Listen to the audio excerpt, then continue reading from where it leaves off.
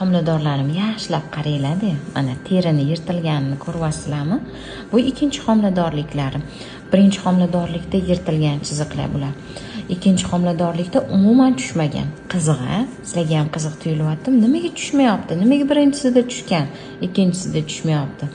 Sababi bu sizlarning shiylarga bog'liq. Men avval aytganimdek, har qanaqa yog'lar surtsanglar ham bir tiyinlik foydasi yo'q, tushadigani tushadi. O'sha aytganimdek, qachon tushadi? Ishib ketsanglar tushadi. Birinchi homiladorligingizda ishib ketganmisiz, oyisi? Oyoqlari, tanalari ishgan bo'lsa, ish bo'ldimi? Tushadi. Bu homiladorliklarida umuman ishlar yo'q. Mana oyoqlarini qaranglar. Ko'rasizlar, umuman ishi yo'q. Mana qorinlari ham ixchamgina, shish yo'q. Shuning uchun tushmagan. Sizlar qichiysizlarmi, qichimaysizlarmi, foydasi yo'q. Ishdinglarmi, birdan homiladorlik semirib ketdimi tushadi.